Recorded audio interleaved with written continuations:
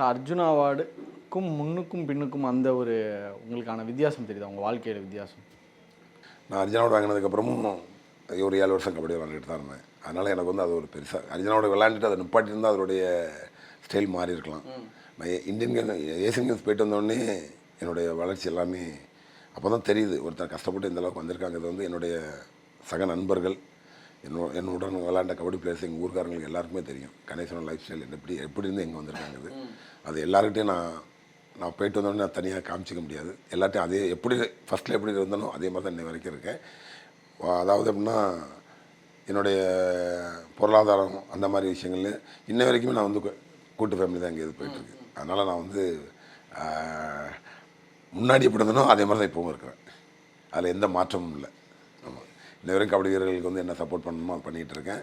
அது மட்டும் இல்லாமல் மேட்சஸும் வந்து இன்ன வரைக்கும் விளாட போயிட்டுருக்கேன். எந்த மேட்ச் கூப்பிட்டாலும் போயிடுவேன், எந்த காலேஜ் ஃபங்க்ஷன் கேட்டாலும் கூப்பிட்டு போயிடுவேன். எதுக்குன்னா இதே மாதிரி ஒருத்தர் வந்து உருவாகணும்னாக்கி அது எதுக்காக அந்த ஃபங்க்ஷன் கூப்பிட்றாங்க நம்மளை, அதை நம்ம என்ன அவங்கள்ட்ட வந்து என்ன சொல்கிறதோமோ அது வந்து ஏன்னா நான் வந்து விளையாட போகிறப்போ ராஜரத்னை பார்க்குறோம், ராஜரத்னத்தை போய் பேசுகிறோம், அப்படி தான் நம்ம விரும்புவோம். அப்படி ஒவ்வொரு விஷயங்களையும் அவங்களும் தெரிஞ்சுக்கணுங்கிறதுக்காக தான் நடந்துக்கிடுவோம். அது வந்து எப்பவும் ஒரே மாதிரி தான் என்னோட வாழ்க்கை முறை போயிட்டு இருக்கு. நான் எப்பவுமே மிஸ்டர் கோல்ட் கடலை எண்ணெய் தான் வாங்குறேன். ஏன் தெரியுமா? சாதாரண ஆயிலை விட சமையல் டேஸ்டாவும் இருக்கும், ஹெல்தியாவும் இருக்கும்.